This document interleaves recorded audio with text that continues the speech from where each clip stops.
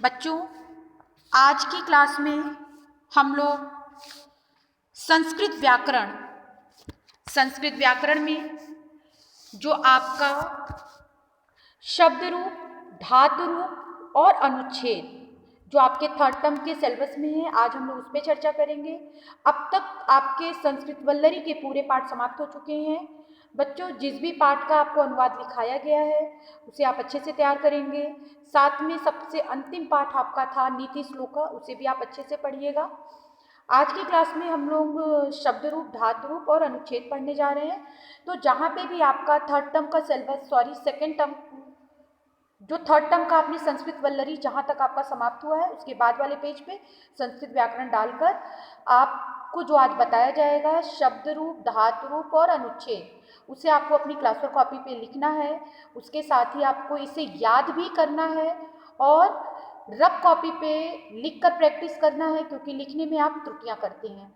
तो बच्चों, चलिए देखते हैं कि क्या क्या आज हमारा शब्द रूप, धातु रूप और अनुच्छेद हमें कौन कौन से पढ़ने हैं। और उसके साथ ही आपके पास स्वयं भी सिलेबस है, तो आप जो है आपको खुद भी पता है कि आपको कौन कौन से शब्द रूप, धातु रूप और अनुच्छेद पढ़ना है। तो चलिए बच्चों, देखते हैं हमारा शब्द रूप। सबसे पहले हम लोग धातु रूप पढ़ने जा रहे हैं, तो पहले धातु रूप देखेंगे।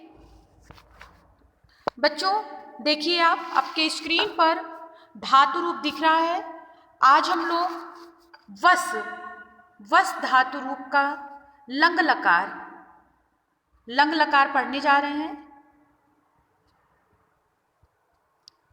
लंग लकार, और ये आपका पेज 56 पर, ये आपकी पुस्तक में पेज 56 पर दिया गया है।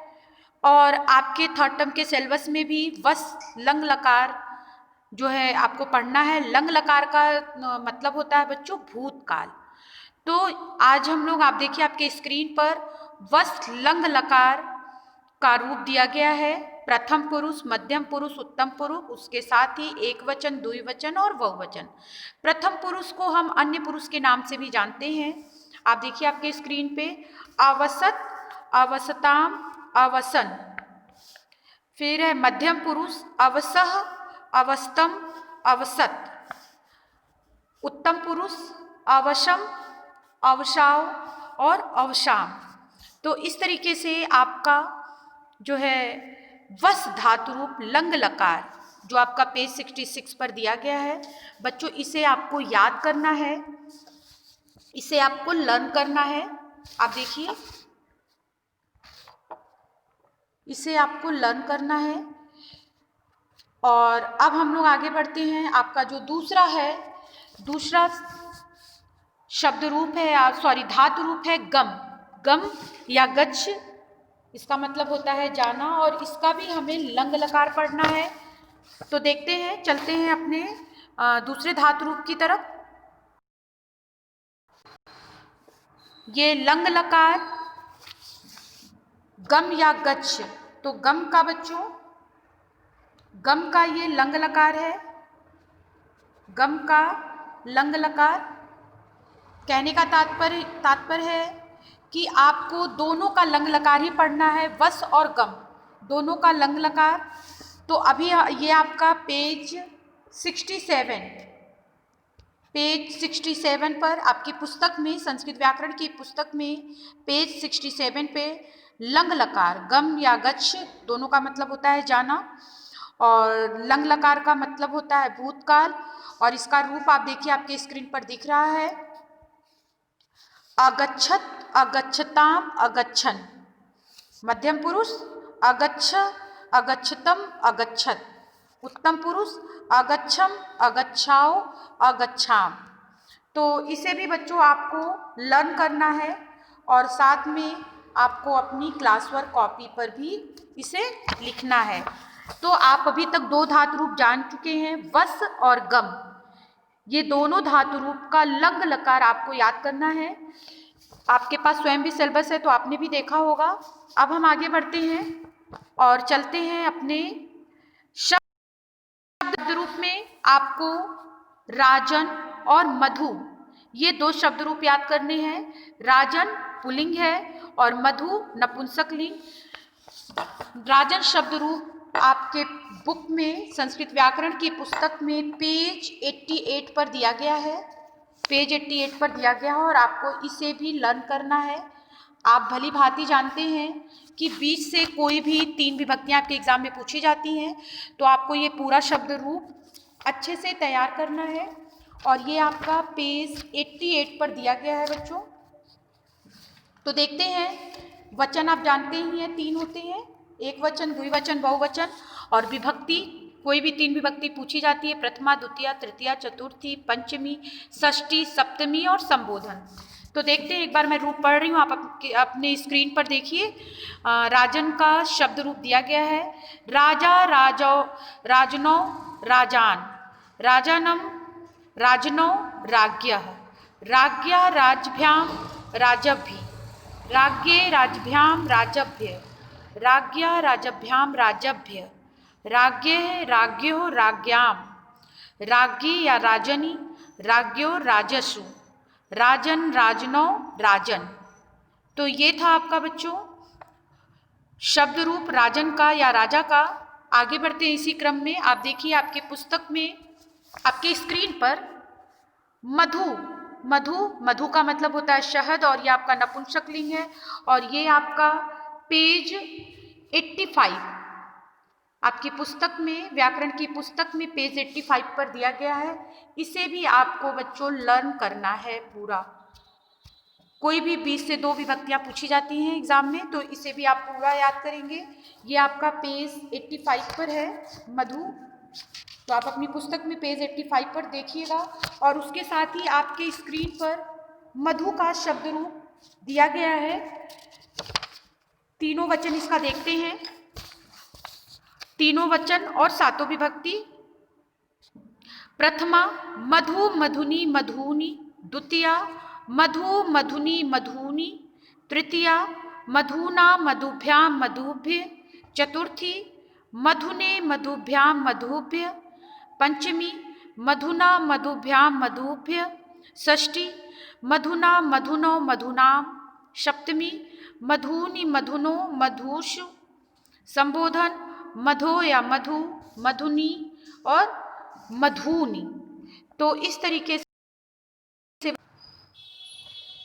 बच्चों देखिए आपके स्क्रीन पर कुकुरह, और ये आपको याद करना है बच्चों, इसे आपको याद करना है। तो आप यहाँ पे लर्न इट लिखें और उसके साथ ये आपका पेज 141 पर, 141 पे आपका कुकुरा और आदर्श छात्रा दोनों दिया गया है। और अभी मैं, और आपको ये 5 लाइन ही याद करनी, कोई भी 5 पंक्तियां आप सेलेक्ट करें अपने लिए जो आपको आसान और इजी लगे, जिसे आप लिखने में गलतियां ना करें, और उस 5 लाइन को याद करेंगे, आदर्श छात्रा और कुकुरा। तो आप अपने स्क्रीन पर देखिए, कुकुरा का अनुच्छेद दिया गया है, कुकुरा मांसाहारी जंतु अस्ति, अयम अन्नदिकम अपि भक्ष्यति, कुकुरा स्वामी भक्ता भवति, अपरिचितम दृष्ट्वा अयम उच्च स्वरेण बुक्यति, अस्य घ्राण शक्ति अति तीव्रा भवति, अस्य बुक्नं श्रुत्वा चौरा पालयन्ते, सर्वस्मिन् देशे कुकुराः सन्ति, इदानीं प्रशिक्षिता कुकुरा चौराणां चोरितवस्तूनां च अन्वेषणे उल्लेखनीयं कार्यं कुर्वन्ति। तो ये था बच्चों आपका कुकुरा का। आगे बढ़ते हैं, देखते हैं आदर्श छात्रा। आदर्श छात्रा में बच्चों ये भी आपका पेज 141 पर ही है और इसकी आपको दोनों अनुच्छेद की आपको सिर्फ 5 लाइन ही याद करनी है। कोई भी 5 लाइन आप अपने अनुसार सेलेक्ट करिएगा। आप देखिए आपके स्क्रीन पर जो है आदर्श छात्रा का अनुच्छेद दिया गया है।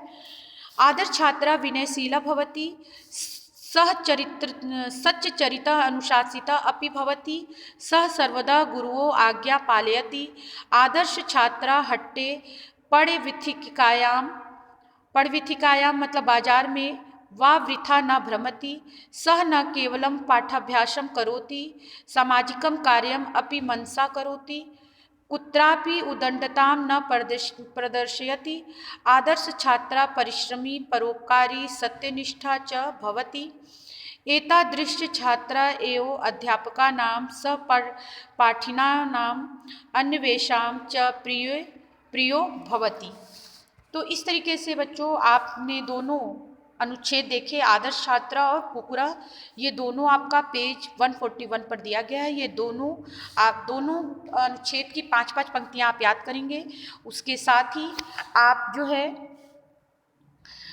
धातु रूप आपको दो बताया गया है, वस और गम दोनों का लंग लकार मतलब भूतकाल आपको बताया जा चुका है। शब्द रूप में राजन और मधु, राजन पुल्लिंग है राजा, और मधु शहद ये नपुंसक लिंग है। और इसके साथ ही बच्चों कुकुरा, आप कुकुरा और आदर्श छात्रा ये दोनों आपको बताया गया है। तो ये सारी चीज़ें आपको अपनी क्लास वर्क कॉपी पे लिखनी भी है, और उसके साथ ही रफ कॉपी पर आप तब तक लिखकर प्रैक्टिस करेंगे जब तक ये आपको याद ना हो जाए। तो बच्चों अगली क्लास में हम लोग फिर मिलेंगे, और हमारा यहीं पर संस्कृत व्याकरण का पोर्शन समाप्त होता है। और अगली क्लास में हम लोग फिर मिलेंगे और एक बार संस्कृत के थर्ड टर्म के पोर्शनों को रिवीजन करेंगे। तब तक आप जो भी पाठ आपके थर्ड टर्म के सिलेबस में पढ़ाए गए हैं उन सारे पाठों के शब्दार्थ अभ्यास प्रश्नों को अच्छे से तैयार करें, साथ में शब्द रूप, धातु रूप और अनुच्छेद को याद करें। अगली क्लास में हम लोग फिर मिलेंगे बच्चों, और हम लोग रिवीजन करेंगे।